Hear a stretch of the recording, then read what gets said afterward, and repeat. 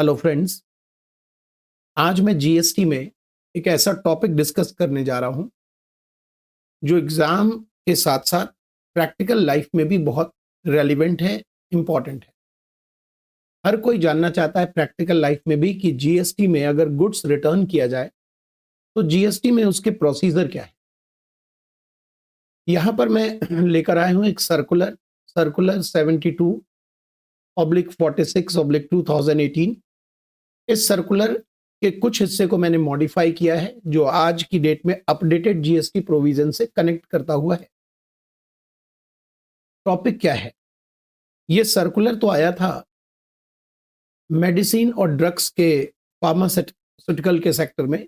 जब medicine expire हो जाता है और होलसेलर मैन्युफैक्चरर को रिटर्न कर दे या रिटेलर होलसेलर को रिटर्न कर दे तो उसके ऊपर जीएसटी का क्या प्रोसीजर होना चाहिए, इस इशू को डिस्कस करने के लिए सर्कुलर इशू किया गया था। लेकिन इस सर्कुलर में यह भी कहा गया था कि ये same provision, same procedure applicable होगा जनरली गुड्स जो रिटर्न करते हैं उसके ऊपर भी, चाहे वो एक्सपायर्ड गुड्स को आप रिटर्न कर रहे हो या अदरवाइज रिटर्न कर रहे हो, दोनों ही केस में एप्लीकेबल होगा। यहां पर आज हम जानेंगे कि जो रिटर्न करने वाला है उसके हैंड से क्या प्रोविजन, क्या प्रोसीजर होना चाहिए, जिसको रिटर्न किया जा रहा है, जिसने ओरिजिनली गुड्स सप्लाई किया था, उसके हैंड में क्या क्या प्रोसीजर फॉलो करना चाहिए। स्टार्ट करता हूं मैं। एग्जाम्पल मैंने लिया है एक होलसेलर जो कि मेडिसिन को लेकर मैंने एग्जाम्पल बनाया है, ड्रग्स मेडिसिन को लेकर, लेकिन इस दवाई के साथ साथ दूसरे गुड्स पर भी आप ये सेम प्रोसीजर फॉलो करेंगे। मैंने लिया है मैन्युफैक्चरर और होलसेलर। आप चाहें तो एग्जाम्पल में होलसेलर और रिटेलर भी ले सकते हैं। मैं मैन्युफैक्चरर को एम से इंडिकेट करूंगा, एम, और होलसेलर को डब्ल्यू से। तो एम ने डब्ल्यू को गुड्स ओरिजिनल जो सप्लाई किया वो 1,000 रुपए प्लस 12% जीएसटी का सप्लाई किया। यहां पर मैं ये भी बता दूं कि मैन्युफैक्चरर ने जो बाई किया था रॉ मटेरियल या जो भी ITC related to that supply है, वो आईटीसी है 80 रुपए। ये मालूम होना जरूरी है ताकि आप बाद में सीख सको कि इसका रिवर्सल कैसे होता है। तो मैन्युफैक्चरर ने इनवर्ट सप्लाई पर जो आईटीसी है, जो एट्रीब्यूटेड उस सप्लाई के ऊपर है जिसको हम डिस्कस करने जा रहे हैं रिटर्न के केस में, उसके ऊपर 80 रुपए का आईटीसी है। ठीक है। अब ओरिजिनल वैल्यू ऑफ सप्लाई है 1,000 प्लस 12% जीएसटी, यानी 120 रुपए का जीएसटी है इस सप्लाई पर। मैन्युफैक्चरर ने 120 रुपए चार्ज किया और गवर्नमेंट को जमा करा दिया। ये बात कंप्लीट हो गई। अब आते हैं होलसेलर पर। होलसेलर के साथ इनका अग्रीमेंट था कि अगर गुड्स एक्सपायर हो जाता है या ड्यू टू अदर रीजन आप इसे रिटर्न कर सकते हो। अब होलसेलर इसे रिटर्न करना चाहता है, तो पहली चीज जो आपको सीखनी है वो ये कि होलसेलर चूंकि ये रिटर्न कर रहा है गुड्स, तो रिटर्न जब वो करेगा तो ओरिजिनल जो वैल्यू ऑफ सप्लाई है, जो 1,000 रुपए प्लस 12% जीएसटी था, ओरिजिनल वैल्यू ऑफ सप्लाई है 1,000 रुपए। वो 1,000 रुपए पे ही रिटर्न करेगा, 1,000 रुपए पर ही रिटर्न करेगा। ये पहली बात हो गई। अब गवर्नमेंट कहती है कि इसे रिटर्न करने का दो तरीका है। या तो डब्ल्यू इसे फ्रेश सप्लाई माने कि डब्ल्यू ने मिस्टर एम को फ्रेश सप्लाई किया है गुड्स का, भले ये रिटर्न गुड्स है, फ्रेश सप्लाई माने, पहला तरीका। दूसरा तरीका यह है कि डब्ल्यू गुड्स रिटर्न कर दे डिलीवरी चालान के थ्रू और इसे सप्लाई ना माने ये गुड्स रिटर्न हो गया, और mister M credit note issue कर दे, मिस्टर एम डब्ल्यू को क्रेडिट नोट इशू कर दे। ये दो तरीके पॉसिबल हैं। पहला तरीका ऑप्शन 1, अगर ये रिटर्न किया जाए, फ्रेश सप्लाई माना जाए, फ्रेश सप्लाई माना जाए, यानी डब्ल्यू ने एम को, होलसेलर ने मैन्युफैक्चरर को गुड्स रिटर्न किए और इसे फ्रेश सप्लाई मानना चाहता है, तो डब्ल्यू की तरफ से 3 पॉसिबिलिटी हो सकती है। मिस्टर डब्ल्यू या तो रजिस्टर्ड पर्सन होंगे जीएसटी में और नॉर्मल लेवी में आ रहे होंगे, फिर वो टैक्स इनवॉइस के थ्रू गुड्स को भेजेंगे। अगर मिस्टर डब्ल्यू रजिस्टर्ड हैं बट कंपोजिशन लेवी वाले हैं तो बिल ऑफ सप्लाई के थ्रू भेजेंगे, और अगर डब्ल्यू अनरजिस्टर्ड पर्सन है तो कमर्शियल इनवॉइस के जरिए गुड्स को रिटर्न करेंगे। तो डब्ल्यू की तरफ से बात खत्म हो जाती है। अगर वो रजिस्टर्ड पर्सन नॉर्मल लेवी वाले हैं, टैक्स इनवॉइस करेंगे 1,000 रुपए value of supply plus 12% GST charge करेंगे वो। अगर वो कंपोजिशन वाले हैं तो जीएसटी चार्ज नहीं करेंगे, बट गवर्नमेंट को वो जमा कराना पड़ेगा उनको। और अगर वो कमर्शियल इनवॉइस इशू करते हैं अनरजिस्टर्ड के केस में तो सिर्फ 1,000 रुपए का ही इनवॉइस इशू करेंगे। यानी डब्ल्यू ने एम को गुड्स रिटर्न कर दिया। अब आते हैं मिस्टर एम के तरफ। एम को क्या करना पड़ेगा?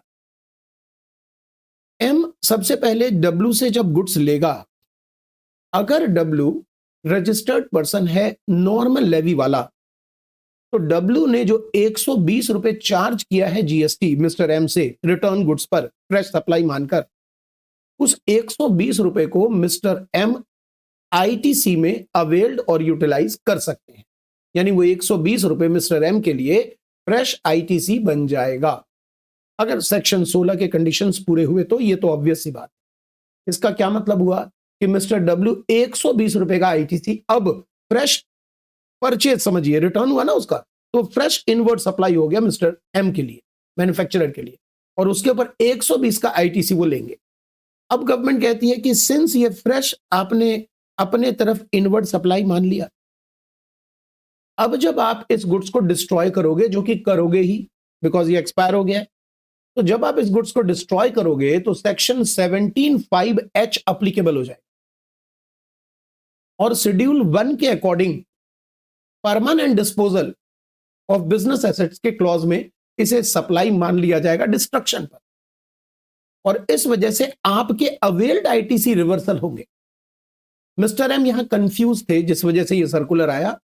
मिस्टर एम ये जानना चाहते थे कि ओरिजिनली जो 80 रुपए आईटीसी एट्रीब्यूटेड है उस सप्लाई पर, जब जो उसने मिस्टर डब्ल्यू को ओरिजिनली किया था, क्या 80 रुपए का रिवर्सल करेंगे, या जो फ्रेश सप्लाई रिटर्न में माना गया उस पे जो मिस्टर एम ने 120 का आईटीसी अवेल्ड किया, क्या उस 120 रुपए को रिवर्स करेंगे? तो सर्कुलर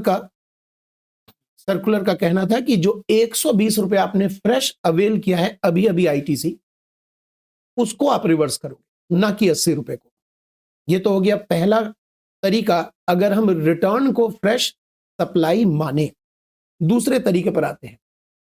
अगर रिटर्न को फ्रेश सप्लाई नहीं मानना,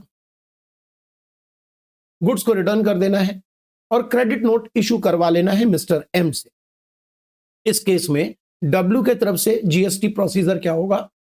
मिस्टर डब्ल्यू जब वो रिटर्न करेंगे गुड्स को, ऑब्वियस है कि वो डिलीवरी चालान के थ्रू ही कर पाएंगे। उनके पास कोई टैक्स इनवॉइस जैसी चीज नहीं होगी, वो डिलीवरी चालान होगा, क्योंकि उसे फ्रेश सप्लाई नहीं मान रहे, हम गुड्स रिटर्न कर रहे हैं। तो डिलीवरी चालान से वो गुड्स चला जाएगा मिस्टर एम के पास।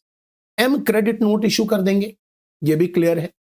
अब यहां पर प्रश्न उठता है कि मिस्टर एम जो क्रेडिट नोट इशू कर रहे हैं, ओरिजिनल सप्लाई पर मिस्टर एम ने डब्ल्यू से 120 रुपए जीएसटी चार्ज किया था और गवर्नमेंट को जमा करा दिया होगा अगले महीने।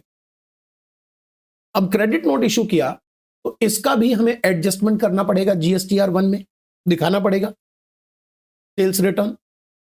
तो इसको कैसे दिखाएंगे?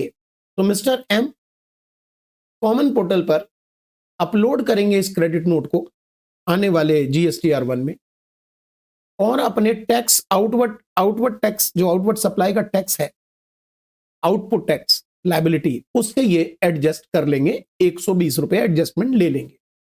यानी जो 120 रुपए उन्होंने सरकार को जमा कराया था, सीधी बात करें तो उसका एडजस्टमेंट वो ले लेंगे।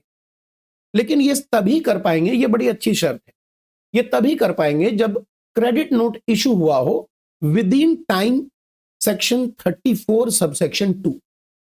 34 जो क्रेडिट नोट के लिए बनाया गया है, सबसेक्शन 2 में टाइम लिमिट है क्रेडिट नोट इशू करने की, और वो टाइम लिमिट है अगले साल के नवंबर 13 और एनुअल रिटर्न के actual filing date whichever is earlier. तो अगर मान लीजिए वो टाइम निकल गया और मिस्टर एम ने क्रेडिट नोट इशू कर दिया, तो उस क्रेडिट नोट का कोई बेनिफिट नहीं ले पाएंगे मिस्टर एम। मिस्टर एम अपने कॉमन पोर्टल पे उसे अपलोड नहीं कर पाएंगे, टैक्स एडजस्टमेंट नहीं कर पाएंगे अगर वो क्रेडिट नोट टाइम लिमिट के अंदर, मान लीजिए 2024-25 में मिस्टर एम ने मिस्टर डब्ल्यू को गुड्स ओरिजिनली बेचा था। तो मेरा कहना है कि अगर ये रिटर्न हो जाता है 2025 के 13 नवंबर से पहले के डेट में, मतलब कि अक्टूबर के डेट में अगर हो जाता है, तब तो वो 13 नवंबर तक क्रेडिट नोट इशू करके उसका एडजस्टमेंट वो कर सकते हैं। लेकिन अगर वो बाद में इशू होता है, टाइम लिमिट गुजर गई, 13 नवंबर गुजर गया, बाद में क्रेडिट नोट, बाद में रिटर्न हुआ गुड्स, तो अब आप क्रेडिट नोट इशू करके भी उसका टैक्स का एडजस्टमेंट नहीं करवा पाओगे, आपका 120 रुपए रिटर्न नहीं होगा। तो पहला केस मैंने लिया है, अगर क्रेडिट नोट टाइम के अंदर इशू किया गया हो तो वो कॉमन पोर्टल पे अपलोड करेंगे, टैक्स एडजस्टमेंट करवा लेंगे। साथ ही साथ यहां पर यह कहा गया है कि टैक्स एडजस्टमेंट वो तभी करवा सकते हैं जब मिस्टर डब्ल्यू ने या तो ओरिजिनल सप्लाई पर आईटीसी अवेल्ड ना किया हो, या अवेल्ड किया हो तो उसका रिवर्सल मिस्टर डब्ल्यू ने कर दिया हो, बिकॉज गुड्स रिटर्न हो गया तो रिवर्सल होना चाहिए, ये एक कंडीशन है। सेकेंड केस, अगर वो सेक्शन 34(2) के टाइम लिमिट के बाद क्रेडिट नोट देते हैं, तो भाई क्रेडिट नोट तो आप दीजिए क्योंकि आपको पैसे रिटर्न करने पड़ेंगे, लेकिन इसको अब अपलोड आप नहीं कर पाओगे कॉमन पोर्टल पे, और आपके टैक्स लायबिलिटी का एडजस्टमेंट मिस्टर एम नहीं हो पाएगा, कुछ नहीं कर सकते। यहां पर आपको यह देखना है कि जो मैंने विद इन टाइम में एक स्टार आपको बताया है, विद इन टाइम में जो क्रेडिट नोट इशू हो, इस केस में जब मिस्टर एम यानी मैन्युफैक्चरर उस रिटर्न गुड्स को डिस्ट्रॉय करेंगे, तो डिस्ट्रक्शन के समय अब उनको कौन सा आईटीसी का अमाउंट रिवर्स करना पड़ेगा, बिकॉज ये दूसरा रास्ता अपनाया है इन्होंने, रिटर्न को फ्रेश सप्लाई नहीं माना है। तो इसका मतलब ओरिजिनल रिटर्न, ओरिजिनल जो इनवॉइस, ओरिजिनल जो इशू हुआ था इनवॉइस, उसके लिए जो एट्रीब्यूटेड आईटीसी था, उन्होंने जो 80 रुपए अवेल्ड किया था शुरुआत में मैंने बताया, वो 80 रुपए का रिवर्सल मिस्टर एम को करना पड़ेगा। ये कब की बात है, जब वो रास्ता दूसरा अपना रहे हैं, क्रेडिट नोट वाला रास्ता अपना रहे हैं, फ्रेश सप्लाई का नहीं, क्रेडिट नोट का रास्ता अपना रहे हैं, और credit note with in time issue किया गया हो।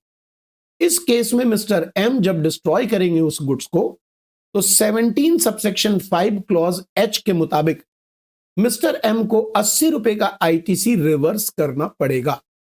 लेकिन कब कब मिस्टर एम को न 80 रुपए न 120 रुपए का आईटीसी रिवर्स करना पड़ेगा, कब कब नहीं करना पड़ेगा। दूसरा रास्ता अपनाएंगे और क्रेडिट नोट टाइम लिमिट के बाद इशू कर रहे हैं तो उनको रिवर्सल नहीं करना। पहला रास्ता अपनाएंगे जहां मिस्टर डब्ल्यू अनरजिस्टर्ड पर्सन है या मिस्टर डब्ल्यू रजिस्टर्ड है लेकिन कंपोजिशन वाले हैं, वहां भी मिस्टर एम को कोई आईटीसी का रिवर्सल नहीं करना है डिस्ट्रक्शन पर, क्योंकि जब डिस्ट्रॉय कर रहे हैं मिस्टर एम, तो मान लीजिए पहला रास्ता अपनाया आपने, अब पहले रास्ते में जब आप मिस्टर एम डिस्ट्रॉय कर रहे हैं तो वहां फ्रेश जो उनको आया रिटर्न, उस पर तो उन्होंने आईटीसी लिया ही नहीं, इसलिए मिस्टर एम को कोई रिवर्सल की भी जरूरत नहीं पड़ेगी।